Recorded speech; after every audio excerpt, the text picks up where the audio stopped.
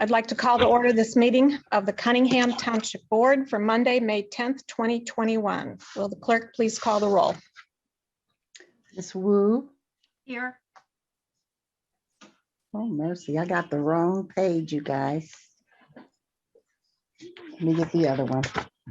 Okay, Mr. Evans, Here. Ms. Hersey, Here. Ms. Colasetti, Here. Ms. Bishop. Ms. Bishop, Here.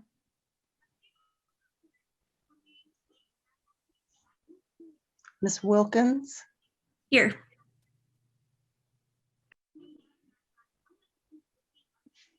Mr. Quisenberry,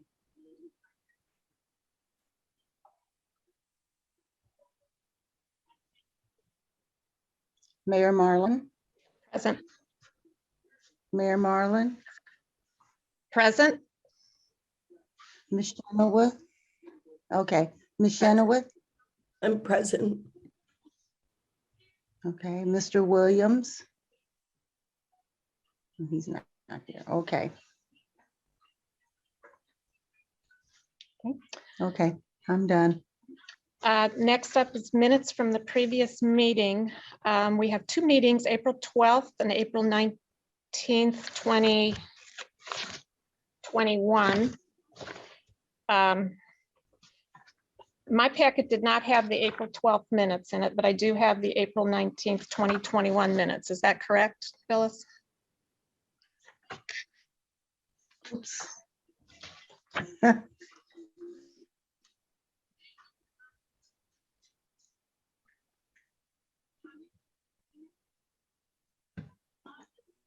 Yeah, that's correct. I didn't get the minutes completed, but they will be ready for the next meeting. Okay, so we have for consideration April 19th, and that should be 2021 on the agenda there. Could I have a motion, please? Yes, I'll move approval of those April 19, 2021 special meeting minutes. Is there a second? I'll second. Who was that, please? It's Jaya. Jaya. Okay, any discussion? Will the clerk please call the roll? okay, Ms. Wu. Ms. Wu, Yes. Mr. Evans, Yes. Ms. Hersey, Yes. Ms. Colasetti, Yes. Ms. Bishop, Yes. Ms. Wilkins, Yes. Mr. Quisenberry, is he here yet? No, okay. I am here, but I'm going to abstain because I don't know what we're voting on. You're voting on the minutes from the April I'll 19th vote. meeting. And I'll vote yes. Okay, thank you.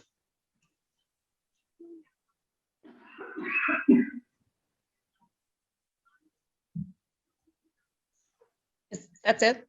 Yes, Okay, that motion passes.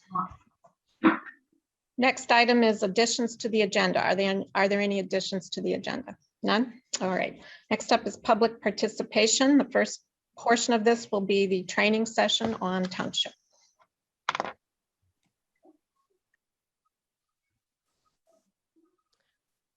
Good evening.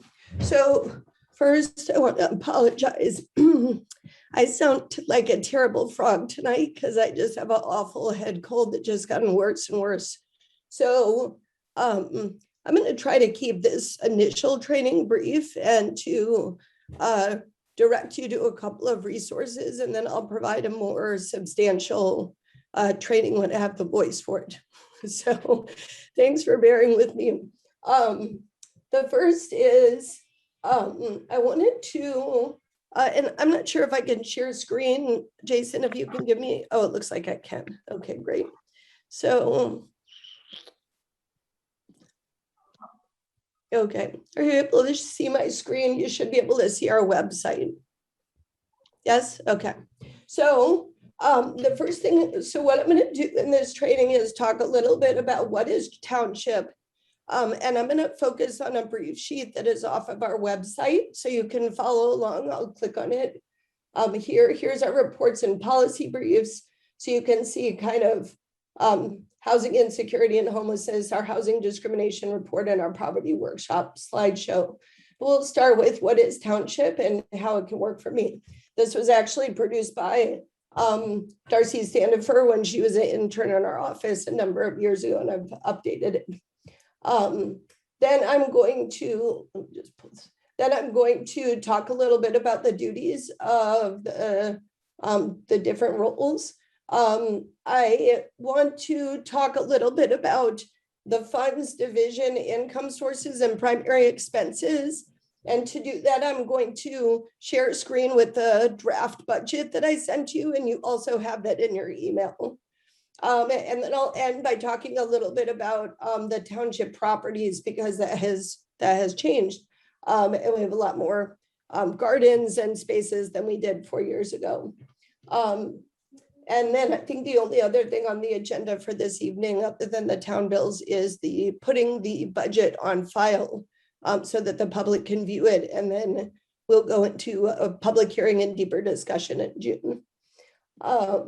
So let's start with what is township and what it can do for you. So essentially, many folks are unaware of what township offers, but every person who lives in the state of Illinois, except for those who live in Chicago proper, live in a township. And that township is by statute, by state statute, required to provide general assistance to low-income residents in the community. There are very few regulations around general assistance.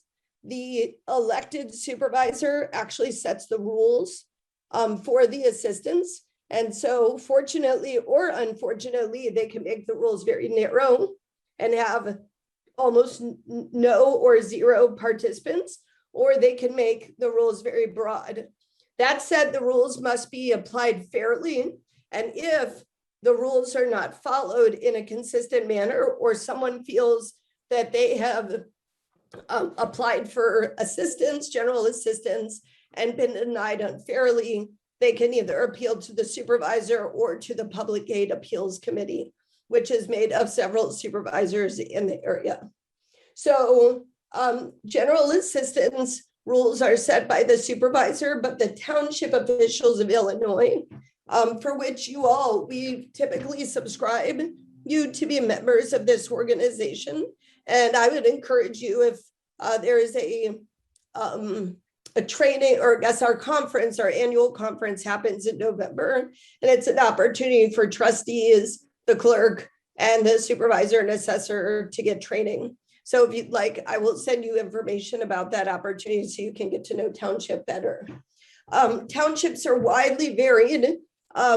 Number of years ago, every single township in this area in Champaign County, with few exceptions, except for Cunningham Township, was sued by the land of Lincoln through a class action suit, because those townships had essentially stopped serving the poor and fulfilling their statutory obligation.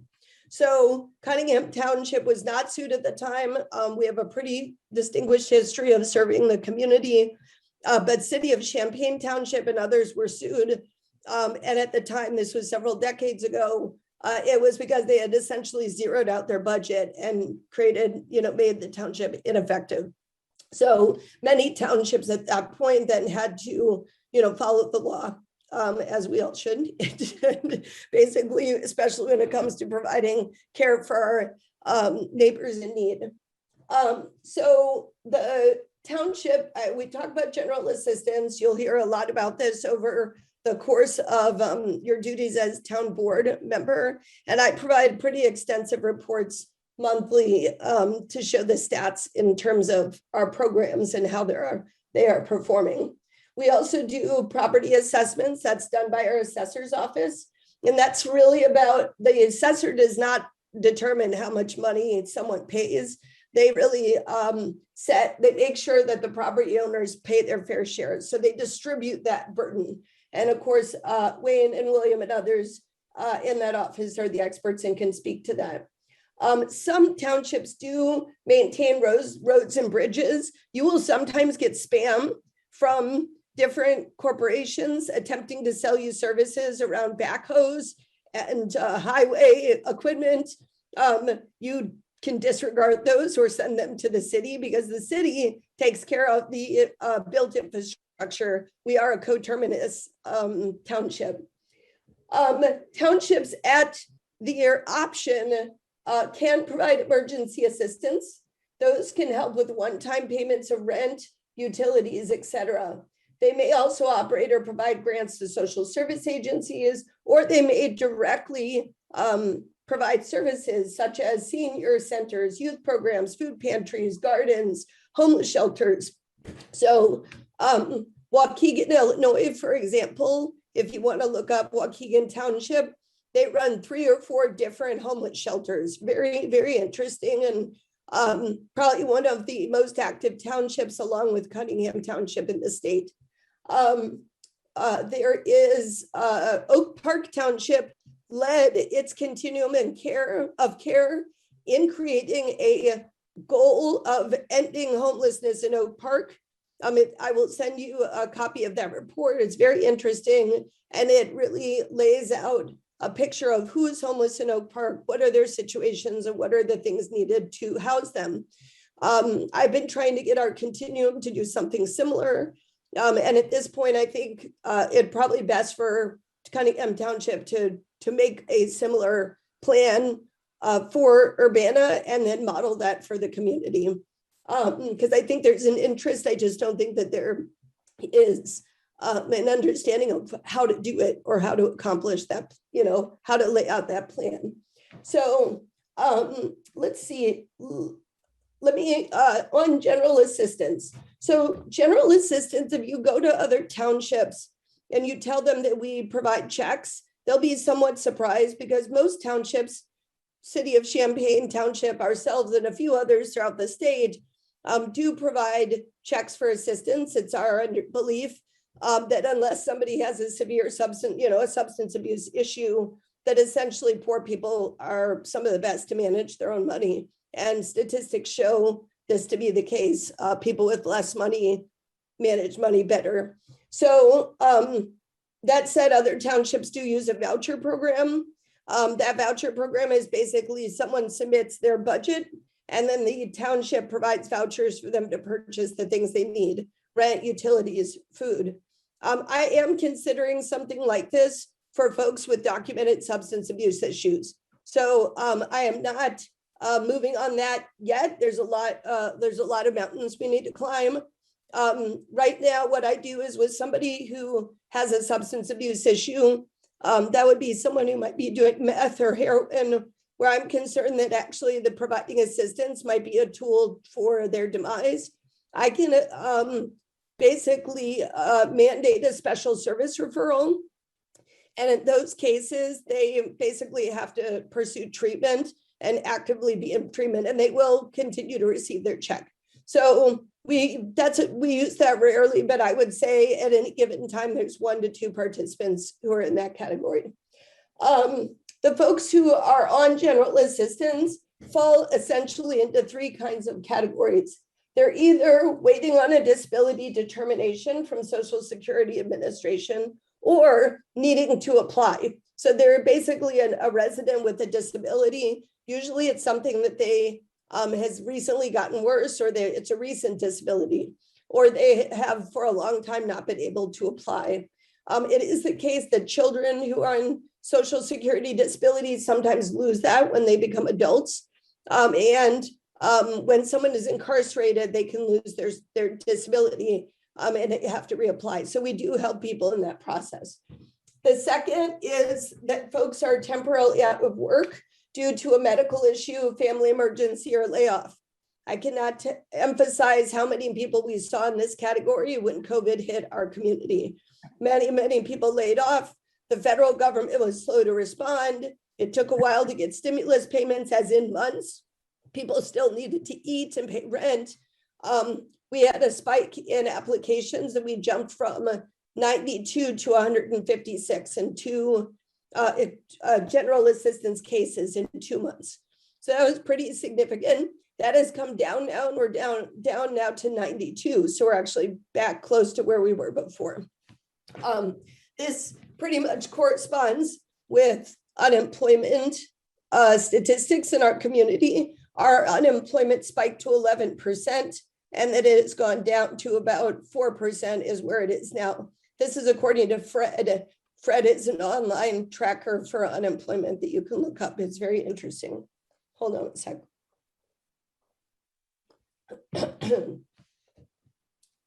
So the third category of folks that we see, their situation is that they are out of work long-term due to homelessness, mental health issues, criminal justice background, lack of education, or domestic violence. And I would add discrimination to that list, actually. Basically, we work across the board trying to provide specialty care and support. We are unique in that we also provide general assistance for families who are applying for TANF. So the language of as I said, the Township Officials of Illinois has a rule book. That rule book can be customized. Essentially, the role of general assistance is to provide a bridge to cash payments, and families seeking TANF are seeking cash assistance. They are limited to 3 months. We give them basically, it's 45 days from the time you submit an application to when you hear a response. And sometimes people have to submit twice. In fact, I would say that's not uncommon for folks we work with. So that 3 months really gives them time. It also is a really critical, I would say it's very important that we can engage with families who are seeking TANF, because a lot of times they don't know how to seek it. They've had trouble accessing it. They may need access to maternal and child health. They might need access to crisis nursery or childcare resources. So I would say for the very few families on our general assistance track, we do intensive case management for those 3 months to really help to support them kind of leveling up at that time. So, okay. So that's basically the emergency assistance is an optional program that townships can provide. As I was saying, it can pay past due rents, utility deposit. According to state statute, you cannot provide assistance more than once in a 12-month period. Until COVID, we limited it to 24 months or 2 years. During COVID, we have a number of different resources, whether it's CU Public Health, United Way, Our Dollars, Regional Plan Commission. At this point, I would say we're in unless you are over income or you just applied and received support in the last 3 months, we are able to help people who live in Urbana who are behind on rent, period. Like that's the state right now. So if you know folks who are behind on rent, the most important thing that they can do is not get scared and put their heads under the covers, but to apply for assistance now and do that through Township. And if there is more appropriate agency, we can refer them. So that program was started under my predecessor, rental assistance, at the urging of the town board members. Those of you who are on the board, thank you for that urging.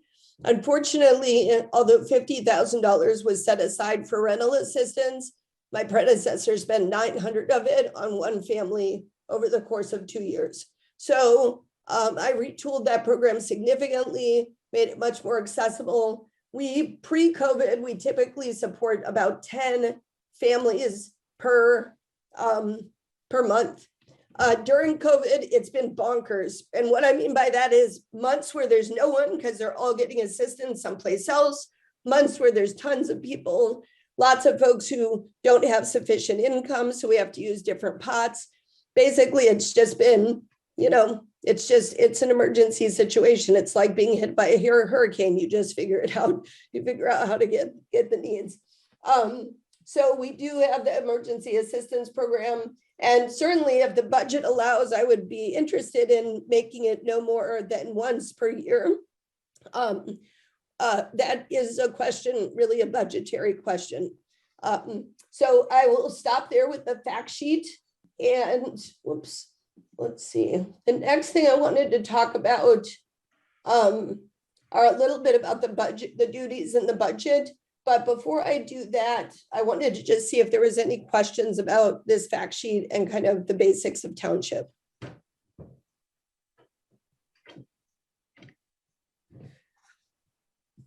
Yeah, maybe one, Danielle. I didn't see assistance. Is that part of general here or emergency?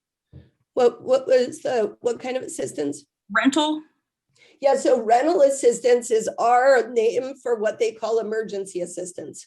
Okay, thank you. Yep. Just, and for a while we called it homeless assistance. So that's even to confuse you further. So, but essentially emergency assistance can take the form of rent or utility because LIHEAP provides utility assistance. Our emergency assistance doesn't really support that.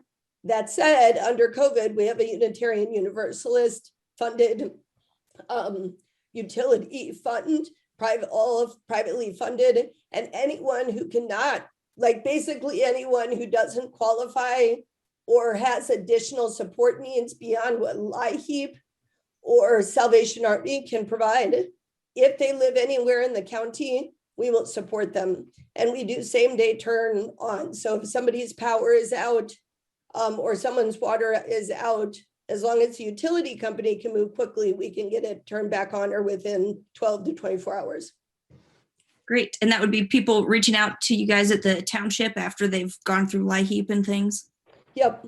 Yeah. So, and you know, maybe they haven't gone through LIHEAP. We could help direct them to LIHEAP, and then they could come back to us. If LIHEAP will give up to $1,600. So say they hit their limit and they really owe $1,800, we'd pay those $200, which I did today. We paid off like a $320 bill on top of the $1,600 and got that person down to where they needed to be. Because as you all probably know, Ameren has started shutoffs again.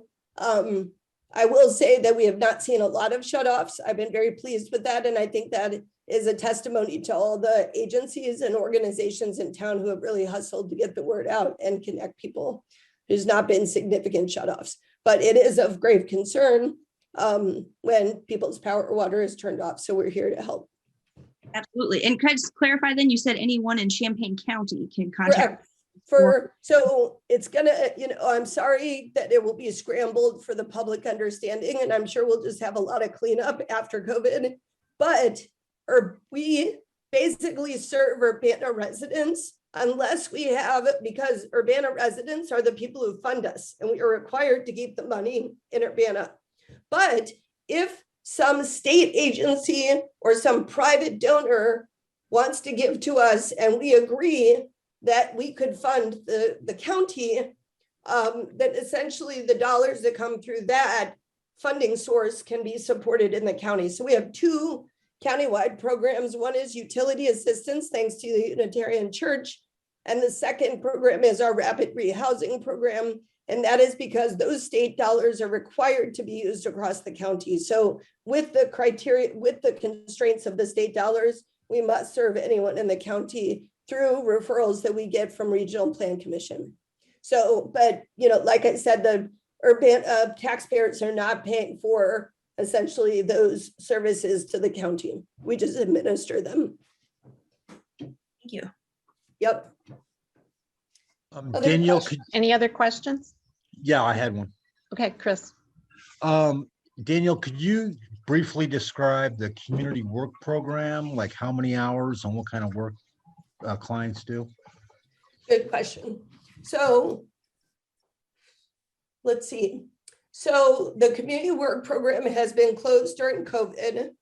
We are reopening it, and I have a number of questions out to our partners in retooling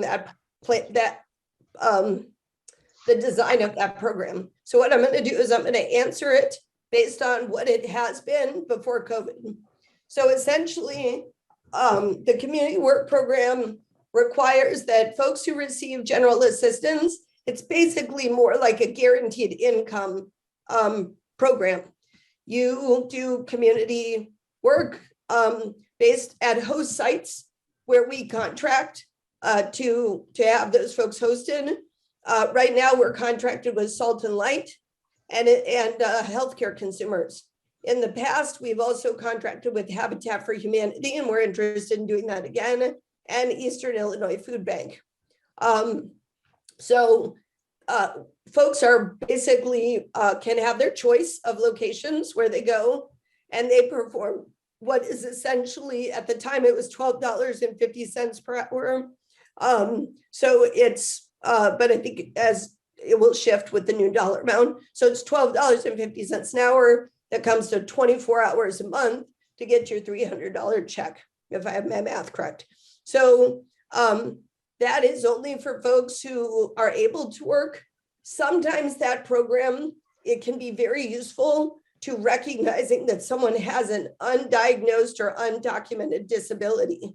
So if they're struggling to work, we really, instead of just, cutting things off, we start to look at what is the situation, as long as they're willing to work with us. Some people go AWOL and, they may not show up to appointments, or they may not want to engage, which is their choice. But if they're not able to perform that work and they can meet with us, we work with the Department of Rehabilitation Services, which essentially works with folks who are disabled to help them work if they want to. It's not a forced situation. And if they feel that they can't work, what we do is we help them get medical evaluation for disability, or maybe an intellectual disability. It might be the result of head trauma. It could be alcohol-induced dementia. And if that diagnosis costs anything, Township by law is required to pay the doctor's fees. We haven't had to do that, but just we can refer folks, and they will get a diagnosis, and then we can support them in applying for disability. So the community work program is helping people show up on time, and be able to have the clothes and the things that they need to do work. It oftentimes is an important bridge for them to start working. Sometimes they get hired at the host site, which is great. And a lot of times, especially folks coming out of incarceration, they are really ready to work, and that program can provide that stepping stone. Or, of course, as I said, it can help to vet, kind of help to identify the issues that people might be facing and route them in a different direction if that's the best for them. Any other questions?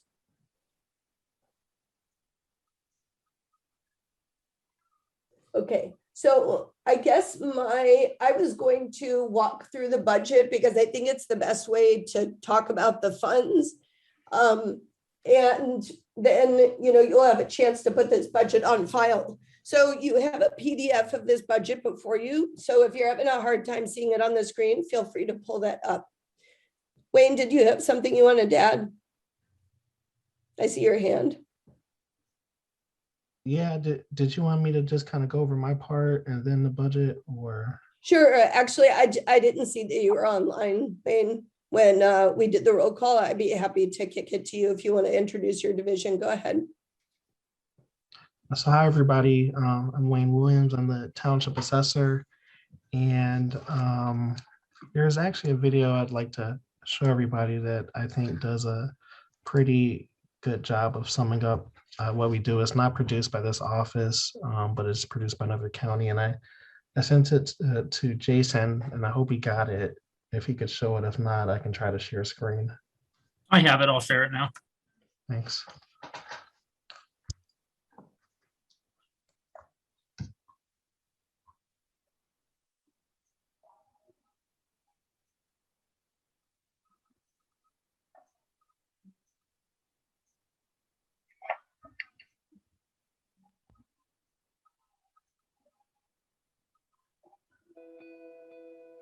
So there's a lot of misunderstanding about the role of assessors and how they affect the property tax that homeowners pay. When someone hears the term assessor, They seem to think of a scary figure reaching for their wallet. Not so. Assessors don't set tax rates. Assessors don't chase tax dollars. An assessor is interested in fairly determining property values, and they take great pride in it. Property tax is determined by a simple formula. Assessors only affect one of these variables, the value, and they do so with incredible accuracy. Assessors aren't tax collectors or even tax setters. They're just fellow taxpayers, and their primary goal is to make everything fair and equitable. Imagine that you're in a restaurant with two friends. One orders a hot dog, one orders a plate of caviar, and you order a steak. The waiter comes to the table with a total bill of $100, but he doesn't know how much each of you should pay. If everyone paid the same amount, the guy who ordered the caviar might be happy. But what about the guy who ordered the hot dog? Enter assessors. The food is your property. Just like these meals, some people's property is worth more than others. And it's the assessor's job to determine how much each property is worth. That's it. So in the same way the value of these menu items would need to be determined, an assessor places value on properties to ensure fairness and equity. After the assessor determines the value of each property, local governing bodies will set their budgets for the coming year. They set the tax rate in order to produce the dollars needed for their budgets. The value of a property does not affect the amount of property tax needed. The sum total of all those budgets is a set number that has to be divided up among all the property owners. So even if everyone's value was cut in half by the assessors, the tax rate will be raised in order to generate the same amount of tax revenue. The assessors don't determine the taxes you pay. They just determine the values of properties to keep everything as fair and equitable as possible. When you notice a change in your property's assessed value, that change is the result of a never-ending quest for fairness and accuracy. Assessors are graded on their performance, so there is a detailed system to get accurate valuations. First, the assessor looks at similar properties that have sold, their sale prices, and the terms and conditions of each sale. That's the reason your home won't just be compared to the place next door. Studying things like square footage, age, and location helps assessors determine how comparable another property is to yours. Even seemingly small details, like an extra bathroom or finished basement, can result in significant differences in value in two otherwise identical homes. Assessors maintain a thorough database of real estate information to make this process as precise as possible. Changes in value are typically the result of local real estate market sales or major changes to a property. Remodel a kitchen or finish your basement, and your property's value could increase. When you see your home's assessed value, you can rest assured that the number has not been drawn out of a hat, nor generated with anything but equity and accuracy in mind. Long story short, assessors are here to help, not trying to hinder. Their focus is accurate values, not tax collection. The only things an assessor chases are fairness and equity, and they take great pride in it.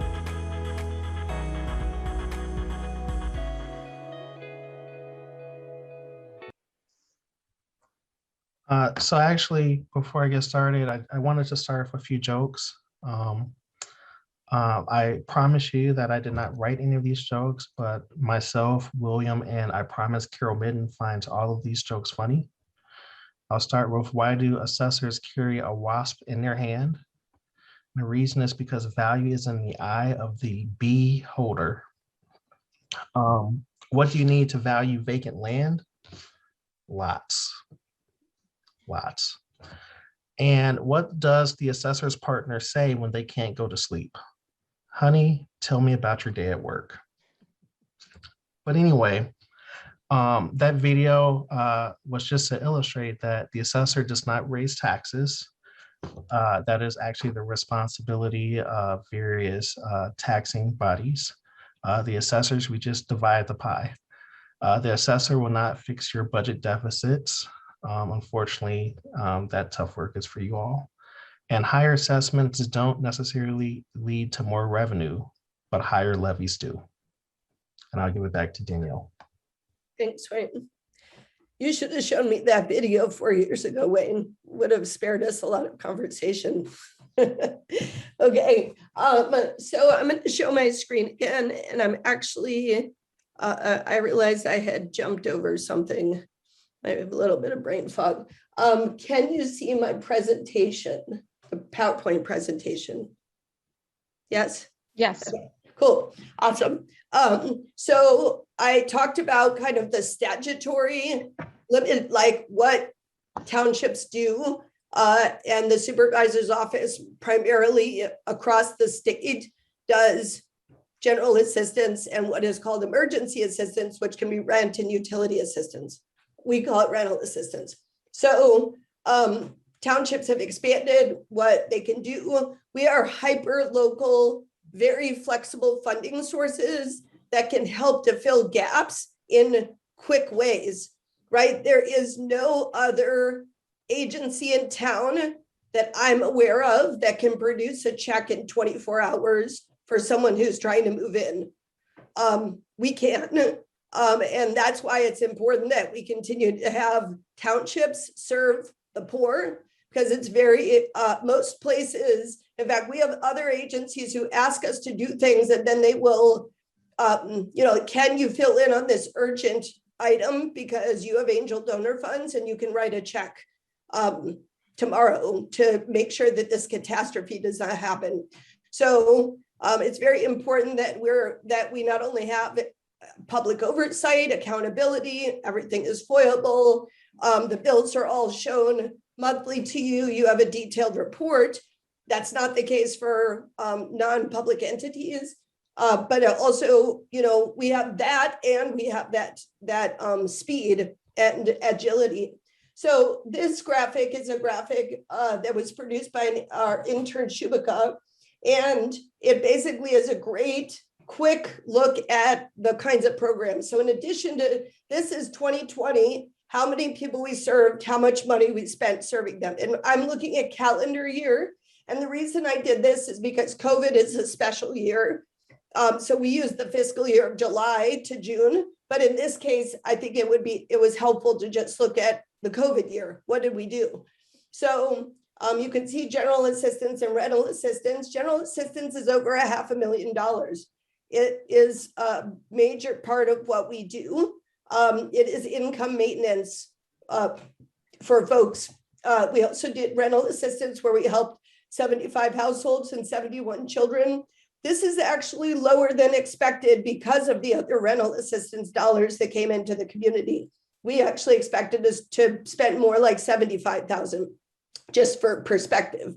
Emergency housing, this number is, I think, deceptively low, and maybe we should have shown it in a different way. This is what we spent, but the YWCA actually stepped in and served families for about a month and a half to 2 months. So it's a little bit more overall, but it's not our dollars that were used. So in that time frame, and we only had emergency housing for about half the year, a little over half the year, we served 25 adults and 11 children. We signed 76 folks up for subsidized housing and moved 14 into subsidized housing. We have a housing advocacy program that basically what we take is every general assistance participant gets a housing status code, and we update those codes at least every 3 months to say where they're at, what their vulnerability is. And with the folks who are most vulnerable, they are street homeless, they are at the shelter, they are, sleeping outside in the winter, they're in a dirty basement or an attic, they're sleeping in a car. We prioritize those over the couch surfers, right? And we prioritize those over the securely housed, but maybe they want to, they feel doubled up with their family and they'd like to move. So essentially we assess vulnerability. We provide intensive housing advocacy for the most vulnerable. We track every single available subsidized housing opportunity in the community. I think we're the only office that has a comprehensive list. RPC has a pretty good list and we swap back and forth. But we basically do that, and then we will pay app fees. We will pay first month's rent and first month's rent and deposit. And we also have a new program called the housewarming program, where folks who move in who don't have anything or have very little, backpack, that they can anyone who is homeless moving in receives a voucher to spend at Salt and Light or Habitat for Humanity to purchase furnishings. So that has been very popular. And we recently expanded that program because it was so popular and needed. The Housing Authority has a reentry program, and folks who are re-entering can get that voucher as well. So as long as they're part of the Housing Authority program, and as long as angel donor funds last, which it's, it's loaves and fishes at this point, basically we're able to provide that service. We also have a new program to provide disability support. This is very important because a huge gap in our community is the number of folks who are disabled who have a disability and are not receiving the entitlement payments from the federal government, right? So it's really, and that process, as some of you know who have been through it or supported, I know there's several on the call who have been through it or have supported friends through it, is onerous.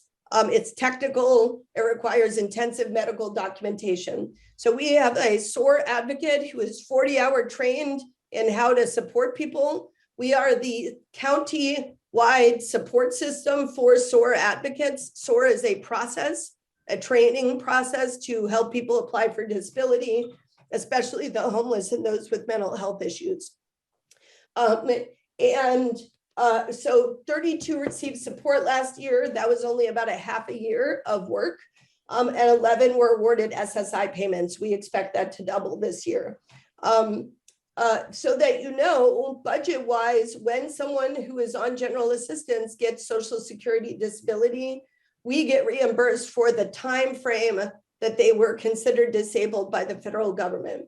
So if they were considered disabled starting January 1st of 2020, even if we've been doing general assistance, providing general assistance for 5 years, we would receive reimbursement from January 2020 to present. That helps us recycle those dollars back into the community. And basically they will get payment for that time frame minus the dollars they got from us. Food support is something we launched during COVID-19. It's been hugely successful. It actually, I think, fit a need that existed before COVID, and we're planning on continuing this work. As of the end of 2020, we had 912 food buckets delivered to over 1,600 adults and over 1,000 children. We also did holiday dinners with CURE funding, and we delivered 48 dinners. People could order at Piatto's, choose from a really great menu, just like anybody else, and have it delivered to their house. We produced with the Channing Murray Sola Gracia and Solidarity Gardens partners, over 3,000 pounds of produce was distributed to the community, either through our grant to Sola Gracia that does free feedings in East Urbana, or through our Solidarity Gardens, which I think had produced about 600 to 800 pounds of that. And then we did grants to social services. In 2020, it was 130,000 to 17 organizations.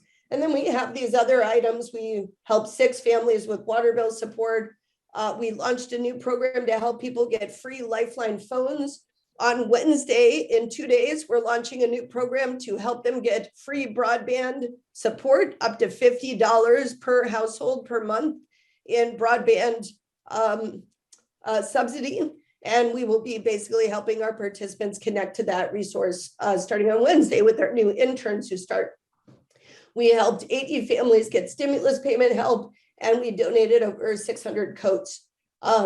So let's see, I want to do next. Okay, so I just have a couple of items here. And then what I'll probably do is, I know that we need to go to the budget. So I guess I will pass it to the mayor to put the budget on the floor, and based on the amount of time, we can go over portions of the budget. I will also go over the budget in June. So I just wanted to show maybe about 8 slides that show some data metrics around our programs. I will also share this slide deck with you so you can take a look at it. But these are assistance levels. And what's useful about this is these are dollars, right? So there's different kinds of assistance. It used to be that we did a lot of medical assistance when I was on town board, long time ago, 2001 to 2008. Medical assistance was half of our general assistance or our assistance budget. Because of the Affordable Care Act, we have seen that basically go to 0, which is fantastic. Fiscal year 17 is an error. I'm noticing there's a data error there. So I need to correct the fiscal year 17. It's not the case that there was no assistance that month, that year. So you'll see medical tapering off. I came in May of 17. We did have a tiny amount of general assistance that year. It was 26 folks when I came in. And you'll see that the general assistance has climbed, and then we added the rental assistance, which is also called emergency assistance. So you can see those pieces here. So that gives you a sense of the assistance levels, and I will clean up 17 before I get that to you. With 2020 GA cases versus homeless, I just wanted to show you, like, in a given year, this is a fiscal year, how many cases are there? We do tend to see an increase over the summer. That is because of unemployment rates in our community.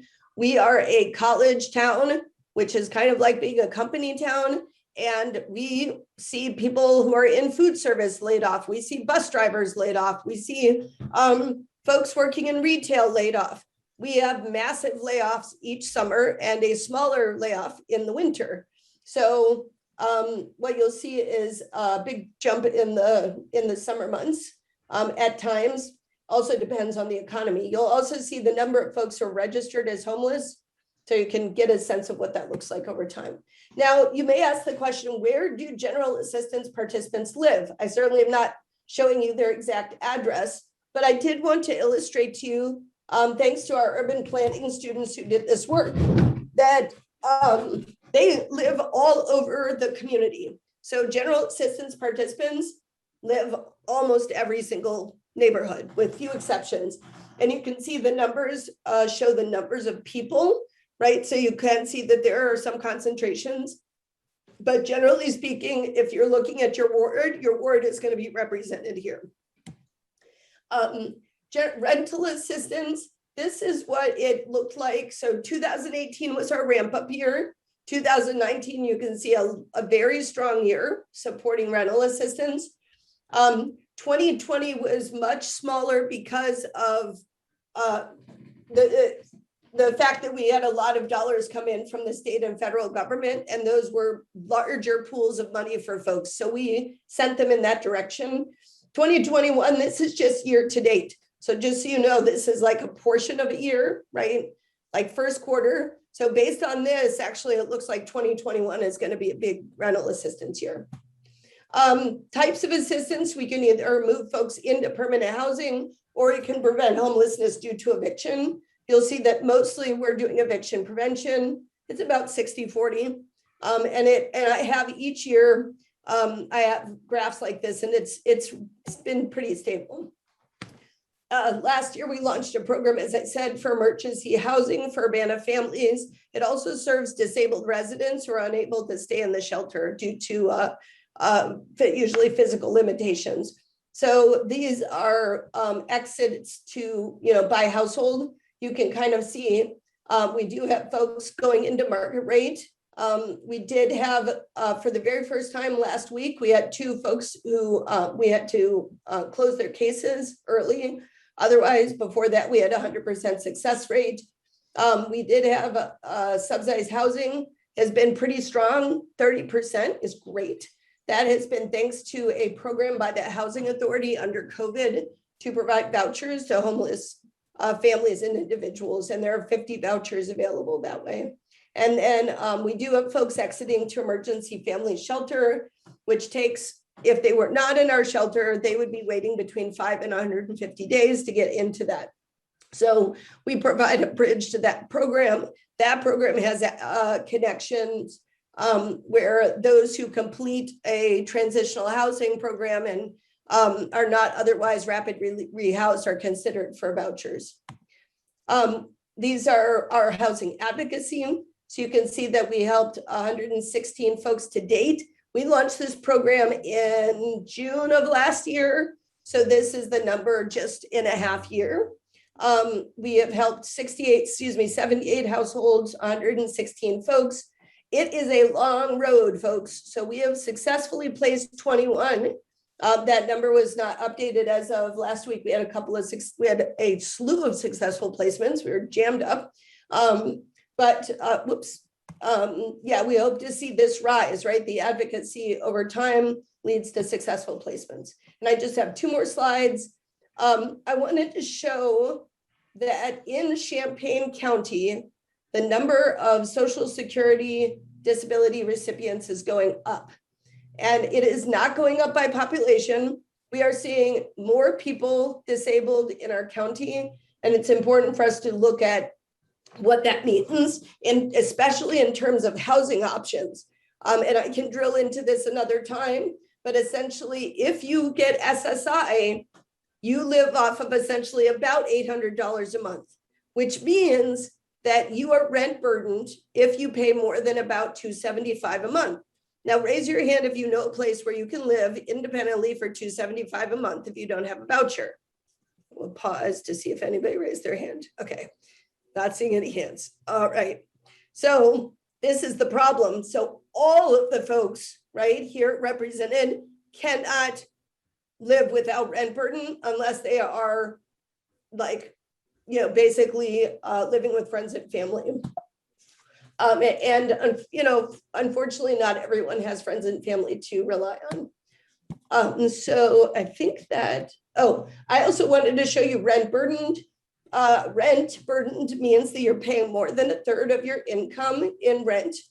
And in Urbana, 62% of tenants are rent burdened. In Champaign, that's 53. And in Champaign County, it's 48. So let's see, I just wanted to show, stop sharing. I just want to show you the kind of rent burden that local residents are facing that underlies the needs for the programs that we have. Okay, I will stop there.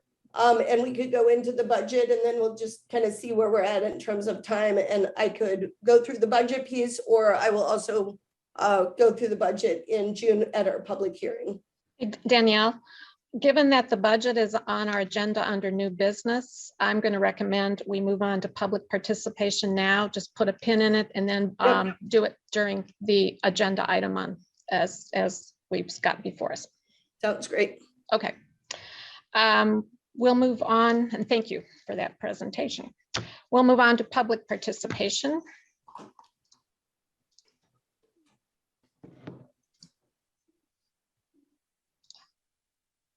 Please raise your hand if you wish to address the Cunningham Town Board. First up is Alan Axelrod. Thank you. Can you hear me? Yes. Could you put the clock up, Diane, please? Jason will. Oh, thank you, Jason. Alrighty. So firstly, I wanted to clear up some confusion, and this is not meant to impose intent or anything of the sort. There's a lot of things going on and we're all busy. So the Governor's Executive Order 2021-07, which is insufficient for addressing the utility shutoff's concern, bought us time. Let's go into how that happened, because while we do have a lot of great public agencies here, they were not the difference in what we are currently seeing for utility shutoffs as it reflects on our pandemic caseloads, and it is temporary. And so let's just go into it. The 2021-07 created the Utility Disconnection Avoidance Program, appropriating $80 million, expected to help 80,000 households, which is 10% of the households at risk, and it is applied automatically. There are frequently asked questions, lists information such as, you do not have to do anything to receive the credit on your account. The people who are eligible for this program are anybody who's been on the LIHEAP, Low Income Home Energy Assistance Program, or the PIPP program, whose acronym I'm not too familiar with, in the last 3 years, and who have received a disconnect notice. It is automatically applied and again goes up to $5,000. We know that some customers are having utility bills in excess of $7,000, and from leaks within Ameren, Illinois, we know that the corporation is not necessarily applying these credits towards a deferred payment agreement. This has led to a circumstance where media has been corroborating this, that people who are not able to afford deferred payment assistance programs are being put on them. What that means in simple terms is we have a month before the utility shutoffs resume, because the amount of financial need is in gross excess to the amount of money statewide for the UDAP program. That said, there are things that our local offices can do before that happens to decrease the impact on our communities. One would be to send out a mailer on precisely the sorts of supports that now include utilities that are available at the township.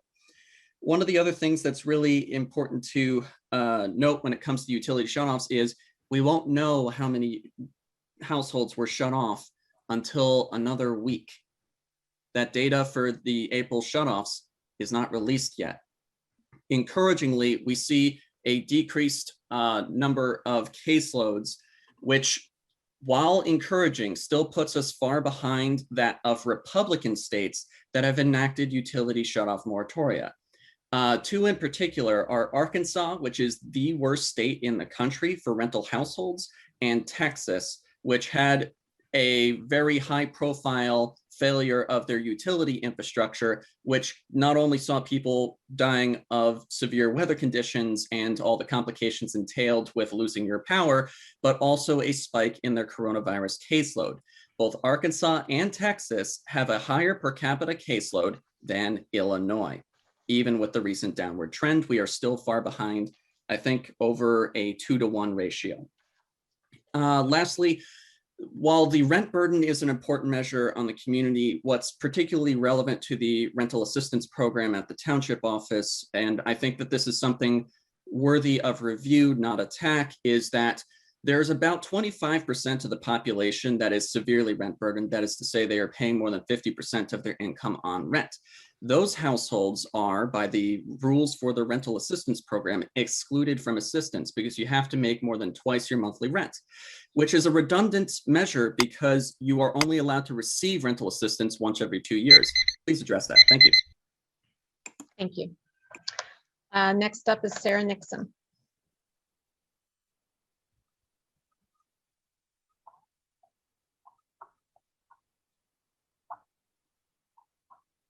Oh, hello, can you hear me? Yes. Okay, I actually don't have a comment tonight. My hand was up in error.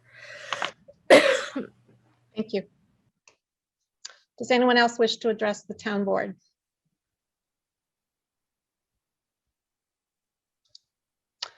Okay, we'll move on to committee to verify bills.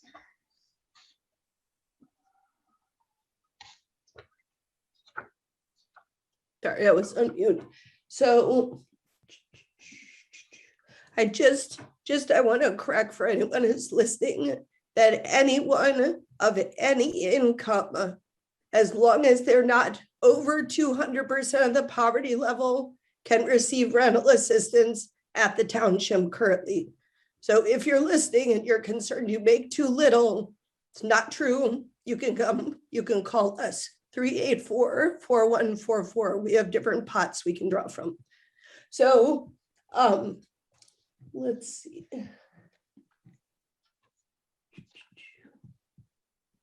So I lost my bills. Hold on. Diane, Here we go. Okay. I found Yes. it. can I ask a question? Sure. Danielle, did you send out a memo? I didn't see a memo this week. No memo this week. This is part of my oral report to you. See You at Home is pausing its services.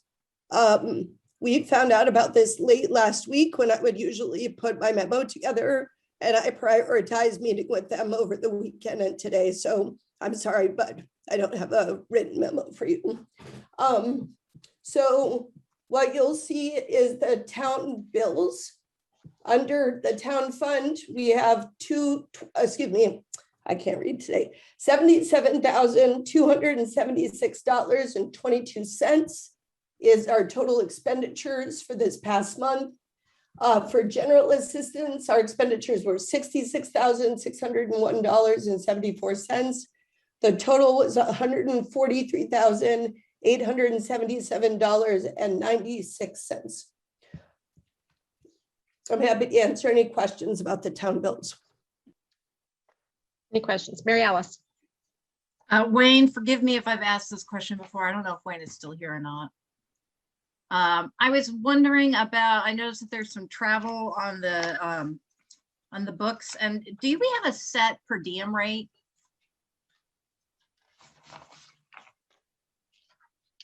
William, can you answer that question if Wayne's not here? Yeah, I was gonna say, I don't think Wayne's online, and I'm not sure if we have a set per diem rate, but I can get back with you on that, Mary. So, yeah, I can answer that question. I was just trying to see if I missed Wayne in the Brady Bunch thing that we have going on. So we pay out the federal reimbursement rate for travel. So the travel is based, and I think it changes at the beginning of each year, but if you look it up, it's a standard rate. All right, that's what I was wondering, is which rate we were using. Yep. The state of Illinois addition- also has a rate. Excuse me? The state of Illinois also has a rate, and I didn't know which one we were using. Okay. Yeah, I can, William, if you want to, I believe it's a federal rate. I verify it when I look at the bills. I look basically the person who's traveled.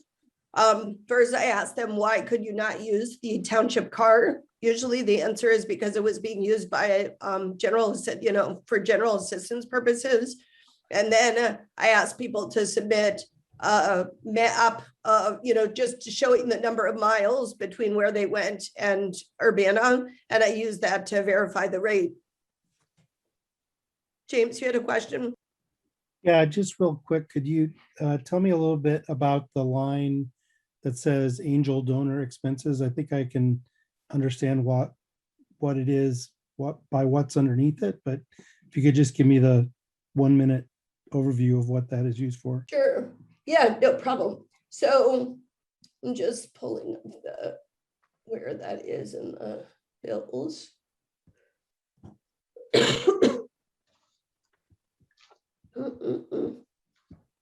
Okay, it's at the top. So our Angel Donor Fund was launched in 2018 because numerous people came to me and asked if they could give the township money. And so I talked to an attorney to make sure that we could receive money, that it would be tax exempt. And we set up a separate line item and people began to donate. During COVID-19, there was a spontaneous giving to the Angel Donor Fund. We've collected more than $100,000 since that fund started. And honestly, James, it's almost all small donations. I mean, there was a $10,000 check there, so that's a chunk, but people sometimes give $5 a month to that program. I think that they appreciate that, although I really do think that administrative costs are real for nonprofits, and I support them, taking an administrative cut to pay their bookkeeper. In our case, our offer to the community was, we have enough bookkeeping capacity that we could administer an Angel Donor Fund, and 100% of the donations goes to neighbors in need, and it pays directly to the vendor. So, for example, the Dollar Tree was an expenditure for someone who was having a colonoscopy and they needed prep, and the prep is not paid for by the insurance. It's actually a problem that comes up a lot with Medicaid, is that there's certain surgical prep or over-the-counter needs that people can't pay. The others are rental assistance. There may be some food support items. We sometimes have folks who come, who essentially show up at the office and we will buy them Balderotas. Luckily, actually with Balderota, they just gave us a stack of gift cards. So we will give them a gift card so that they can get something to eat. So essentially, those are the different kinds of expenses that would come out of the Angel Donor Fund. We buy boots. The Channing Murray Foundation is a regular expense. You'll see every month. And that is for our Bucket Brigade, which is home delivery of food and fresh and supplies. And Roadway Inn, until the end of this fiscal year, will be funded through our Angel Donor Fund, and that is for our emergency housing program. Thank you. Yep. Okay, is there a motion to place the Town Fund and General Assistance Fund report on file? I'll make that motion that we place those two on file. I'll second. Moved by Mary Alice, seconded by Sharice. Any Those further- need to be approved, not just placed on file. I'm sorry, approved, sorry. Could you revise your motion, please, Mary Alice? Sure, I'll move approval of the bills for Township. I'll second. Okay. Now, is any further discussion? Okay. Will the clerk please call the roll? Mr. Quisenberry, Yes. Ms. Wilkins, Yes. Ms. Bishop, Yes. Ms. Colacetti, Yes. Ms. Hersey, Yes. Mr. Evans, Yes. Ms. Wu. Yes. That motion passes. Thank you. Reports of officers. So I think the two reports that I have are one, I could give you the bad news first or the good news. I'll start with the bad news, which is that CU Home is temporarily pausing their Phoenix Center and overnight shelter due to extreme staff shortages and some safety issues related to that. We found out about this on Friday and have been meeting through the weekend. I will say that there were probably 8 different agencies represented at the weekend meetings, so including the city of Urbana and Township.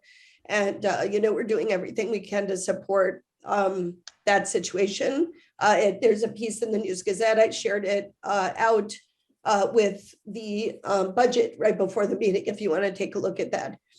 We are hoping that they will not stay closed for long, but they're saying June 14th at this point, except for those who are in line to receive vouchers. Originally, if they had closed completely, then everyone who was in line to receive vouchers for the homeless would have become ineligible. So it's very important all of these pieces fit together in this Rubik's Cube called housing bureaucracy. And it was a quite a situation. So this is unfortunate. If I do know that CU at Home is seeking overnight staff, especially those who have experience working with the homeless, those willing to get trained in, crisis intervention. And I would strongly, encourage if the town board members could get the word out about that, that would be greatly appreciated. I've been sending people to them for weeks because I knew that staffing was an issue. In good news, we closed on the 2 properties on California Avenue on Friday, 11 o'clock. I do want to thank Fred Grosser, who moved very quickly and nimbly to navigate a lot of different pieces in a short time frame. I also want to thank Debbie Auble, who is our property, our real estate agent. She has donated half of her commission back to the township, so that those dollars will go into the Angel Donor Fund as a donation, but it's pretty sizable. It's in the thousands of dollars, and that was just very generous of her to do that. She was an amazing negotiator. We negotiated down from $575, which is where they started, to $490,000 was the purchase price. So feeling really good about that. It is fully insured. The trash and the sewer are in our name. We are working, and I sent you a letter to the same letter that I posted to the tenants about 2 hours, 3 hours after we closed. I wanted them to be the first to know that essentially we can provide relocation assistance for folks who need to relocate. There are some folks who have certified leases. I had reported to you that there were no leases on the property. And that is because that is what was told to us by the seller's agent, and that's how the property was advertised. That said, there were 2 leases that extended into 2022 on the property. We honored those leases, of course. That actually helps bring in some revenue for the property and is of benefit. I am willing to talk to and meet with every single tenant who is interested in speaking about this issue. And I met with most of them during the walkthrough. So I had brief conversations with them. So hopefully if anyone comes to you and has questions about the property, if you could please direct them to me, I would appreciate it. We want it to be a gentle transition for folks who had not renewed their leases. And we are giving everyone between 2.5 to a half a month extra time based on their lease to find new location. We can also help them with that relocation. So in some cases, folks were looking to buy houses and it was very convenient and they're happy to have month to month. In other cases, I think, it is hard when somebody buys the property from the place that you own. And so we're interested in supporting people through that process. But that's the good news in terms of this allowing us to expand our programs. It cannot come, it's a perfect timing because our hotel partner Roadway has told us that they will be full this weekend because of graduation. And starting in the fall, this will happen more and more, and there will be no place to house families in hotels in the community when there's a big weekend. So it's really important that we be able to control that space. There will be a lot more updates on that, but that's basically my staff report. William, did you have anything? Could I interject right here? Is there a date set for the public hearing for the special use permit? No, there's not even a special use permit application. So I need to submit that application first. Gotcha. And my intention is to get through the closing, talk with folks, do some outreach to the neighborhood, and then apply for the special use permit. Gotcha. Okay, thank you. Yep. William, did you have anything to add? Yes. Currently we're working on 3 projects. 2 of them are our yearly thing we do all the time. It's annual. One would be permits. So all the permits taken in the year of 2020, we're going through those permits, seeing which of those add value, which of those not. So any home improvement exemptions can be calculated. The third thing would be the 2021 valuations, of course, that create the values for taxes of 2022. But the major thing we're doing right now is what we call a property class project, where we're taking different groups of properties and we're making sure the characteristics match up. So right now we're working in neighborhood 91, which is all residential, no condos, no commercial properties, no industrial properties, no apartments. It's just residential, and we're just filtering through, making sure that the historic data matches up with what we have now. But that's everything we have to report. Thank you. Mary Alice. William, is there a map overlay on the CGIS for the different neighborhoods? Yes, I'm not sure where it is because our systems kind of run different than the city system, but I'm pretty sure there is. I can have Wayne send you one. It would be great, I think, for everybody to know, because we talk neighborhoods, if there's a place that people can go look up and see where those neighborhoods are. Okay, we can send it to the entire board. That's great. Thank you. Thank you. Any other questions for William? Grace. Oh, this was a general one, maybe more for Danielle. Go ahead. Sure. I don't know if we're doing for William first. I was wondering how all of those 3 things you mentioned come together with the pause for See You at Home, having this new property that sounds like won't be ready for quite a while, and the Roadway Hotel full and seeming to be full. I didn't know if you had a sense of where to point people with all of those options kind of not available.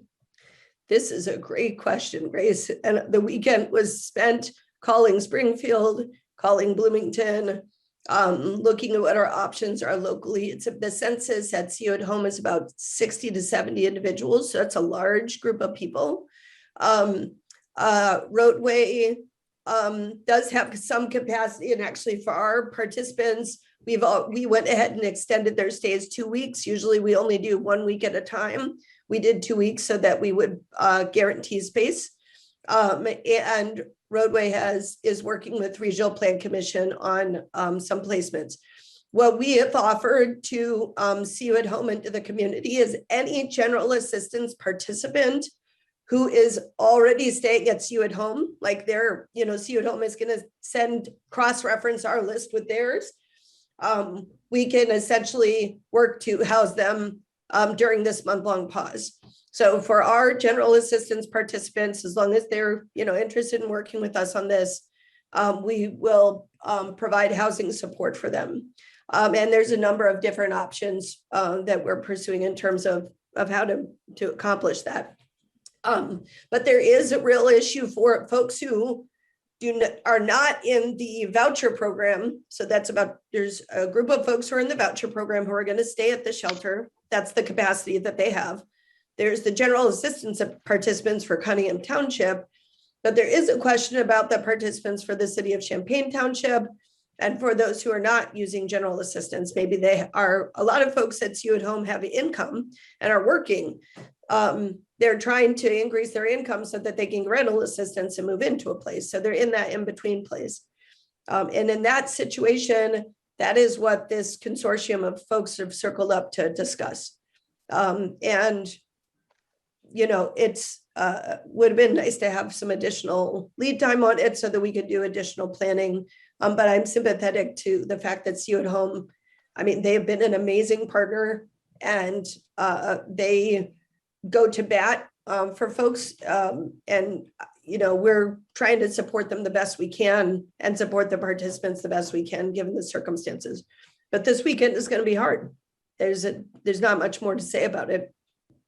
I will, Sheila Dodd is a panelist tonight, and she's been on the calls this weekend as well. And Sheila, did you have anything you wanted to add, or did you find out any more information today? Yeah, as Danielle said, we were notified late Friday that CU at Home would be pausing their operations, and because of its severe staffing shortage, the leadership team and their board was just very concerned about the safety of their staff. They will begin Wednesday at 8 a.m., letting people know that they won't be having any availability Wednesday evening. And that's for everyone that's not currently enrolled in the C-19 shelter to housing voucher. Their guesstimate today was that would be between 30 and 50 individuals. The C-19 voucher is a special program in partnership with the Housing Authority of Champaign County that allows persons who are in a shelter and follow certain guidelines, they'll receive a voucher to move into housing. So somewhat moved up the line, so to say. But if those individuals are not allowed to continue in the shelter, they lose that opportunity. The Phoenix will pause operations on Wednesday at 5, but they will be allowed or open 2 hours a day beginning Thursday, May 13th for those who need to take a shower, get their mail, that kind of things. Like Danielle said, the agency hopes to reopen CU at Home on Monday, June 14th with additional staff, policies, and procedures in place, and in order to provide best possible services to our friends in the street. There have been several meetings, both townships, Cunningham and Champaign, both cities, Champaign and Urbana, Regional Planning Commission, United Way, met several times over the weekend. And one of the meetings was actually with the board of CU at Home, just outlining our concerns and trying to brainstorm ways to keep our most vulnerable population safe. Where it stands this moment, as you know, where it's just ever changing, is that Tuesday and Wednesday, groups of this community team will be meeting at with the shelter people, trying to help them find places or offer resources. You know, we're doing outreach to others shelters around the area, but our ultimate goal is really to keep as many people local as we can. So that's kind of the update that we have right now. I'll continue to provide updates to the mayor and council. I'm sure Danielle will as well, just to keep you up to date, because this is really, you know, a very big concern of all of our community members. Thanks, Sheila. As I said, things are changing from 1 minute to the next, so we'll keep you posted as best we can. We'll move on to new business, which would be the budget. Ordinance number T 2021-05-001.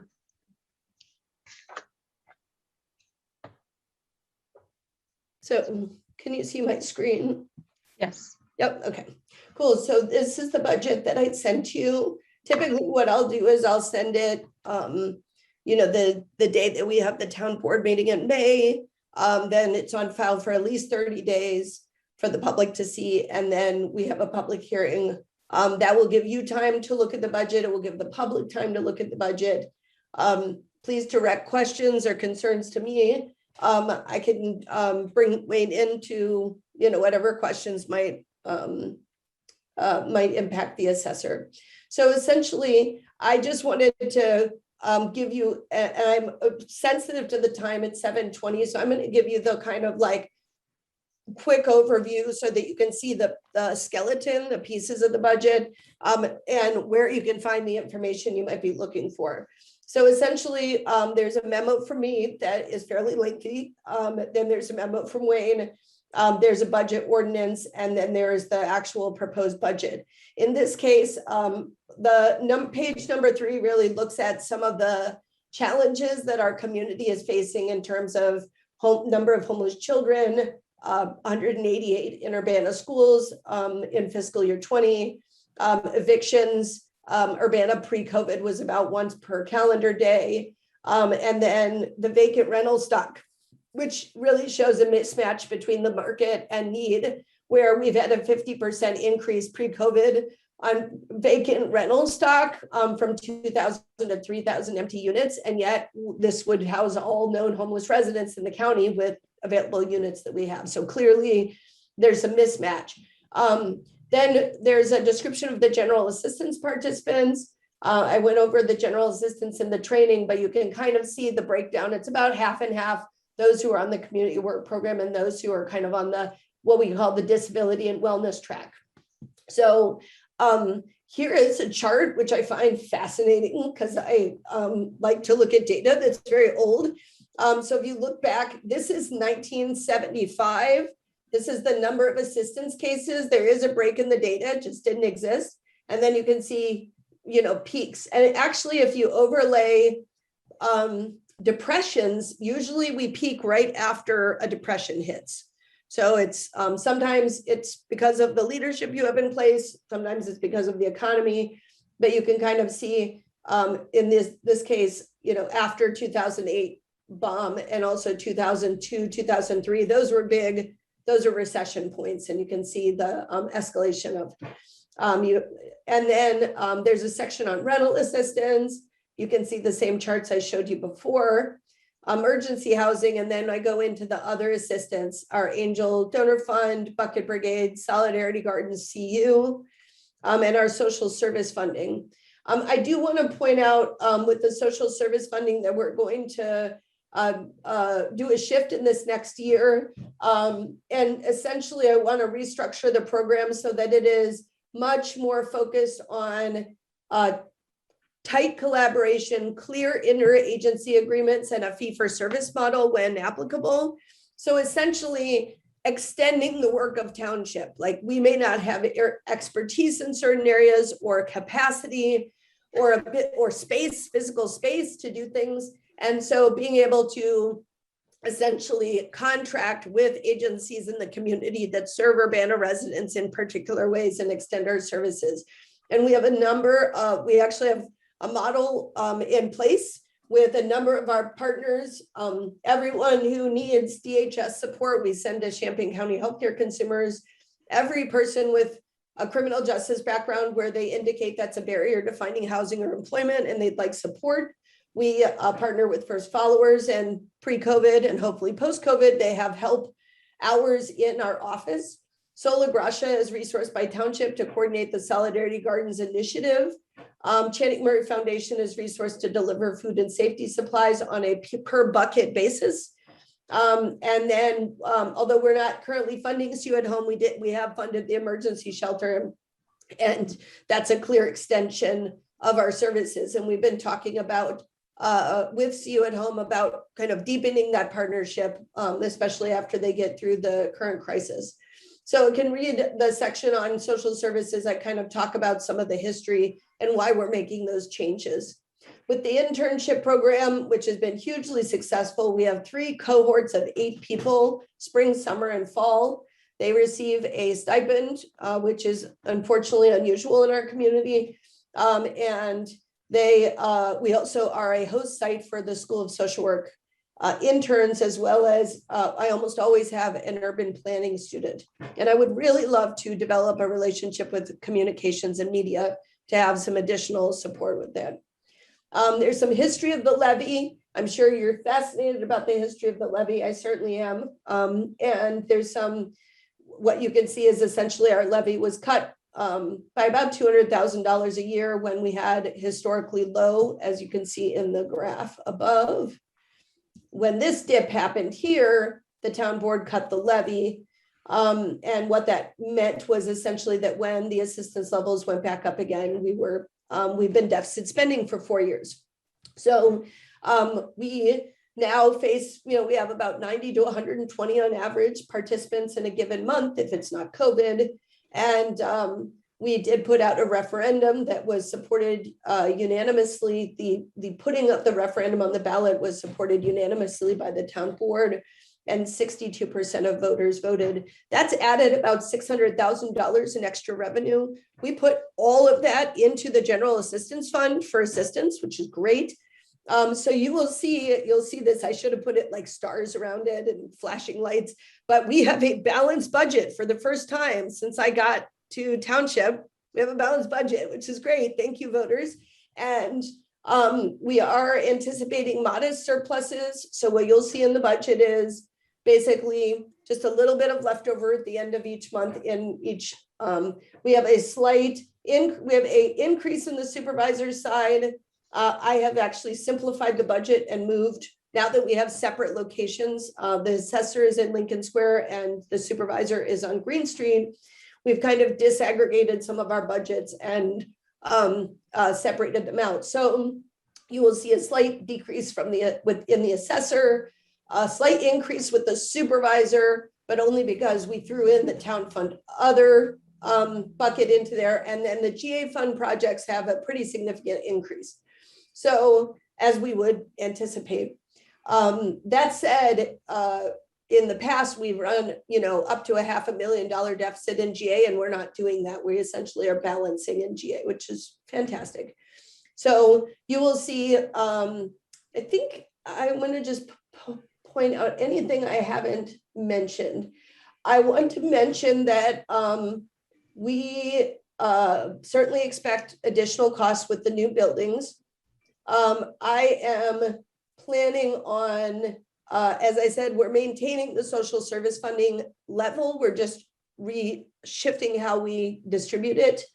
We do want to produce a new website. When I came on, we had no website, and the office was using typewriters and paper. So we now have case management software, and we want to enhance our website. This will allow us to take online applications a much more streamlined way, and will save us a lot of staff time. I basically have reduced the budget for personal allowances because I think we're going to be closer to about 110.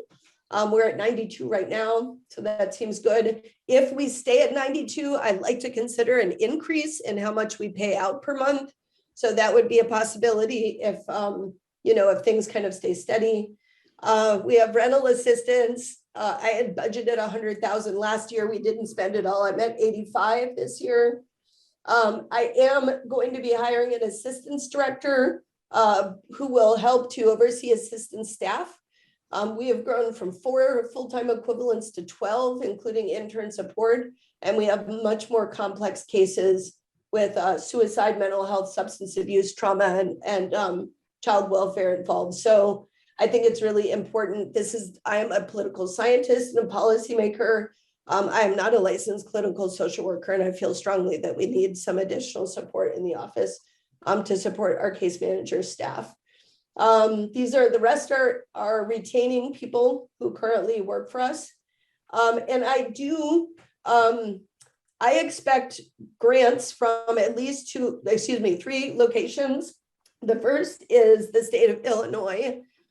We receive rapid rehousing dollars, and we have been tentatively approved in the the continuums budget. The second is that I am prospecting support to make 1 to 2 of the units fully accessible with roll-in showers and washer and dryers.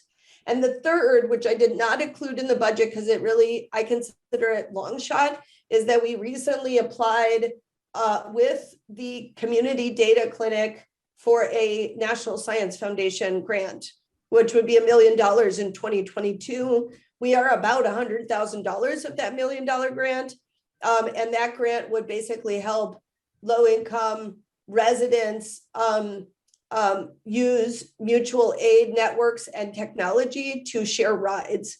It's a very cool project. Not sure if the NSF is going to fund it. Didn't put it in the budget.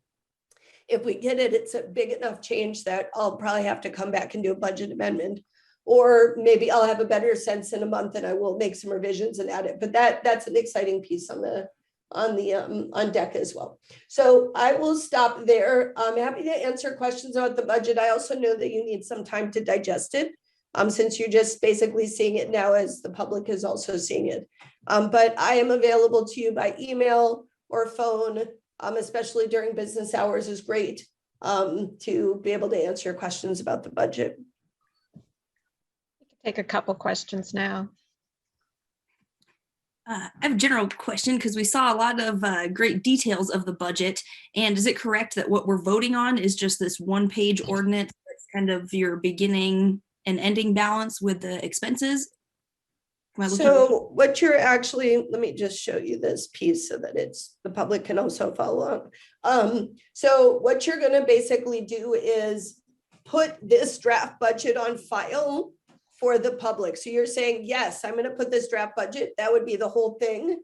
And this is actually the updated numbers. I didn't have final numbers until I finished editing the budget. So this would be the ordinance. You're not actually passing this ordinance tonight. You're putting the budget on file. And I did want to show that the actual budget numbers are at the end here. I gave you the narrative highlights, but you can see that the numbers are here. And the formatting is horrible because today has been a very long day and I thought I could format documents on Monday, but instead we have shelters closing. So, but that is where you'll see the actual numbers and you can dig into that piece. Let me clarify that if I may. The motion should be a motion to designate this document as the tentative budget for fiscal year 2022. Then you can have it's made public and you have a public hearing on it and then you vote on it at a later time. But that's what you're doing, motion to designate the document as the tentative budget for fiscal year 2022. Would anyone like to make a motion to that effect?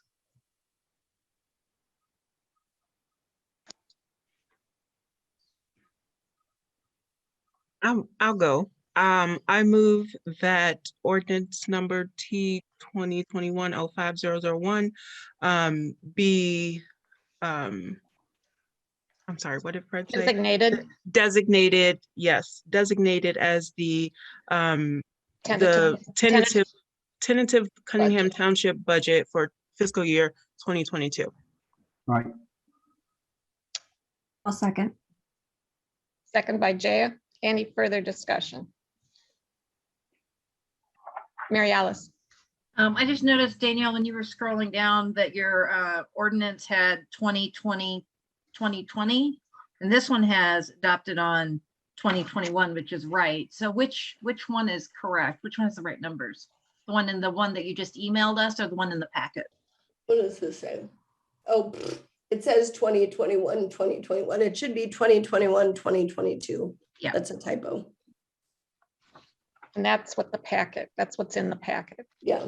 Yeah, it's just that the numbers in the packet are old numbers. They don't, so this reflects when you look at the draft budget, the numbers will line up with the draft budget. So I would basically just put this on file, understanding that the ordinance has a typo for 2022. So the fiscal year dates are correct in the packet, but they're the numbers for the budget are incorrect and the ones in the budget are incorrect for the dates, but they are correct for the monetary amount. This is a good illustration of my life. Yeah.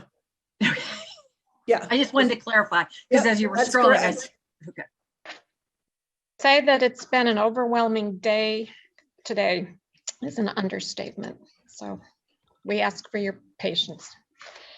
Is everybody clear on what you're voting on? Okay. Any further discussion? Will the clerk please call the roll?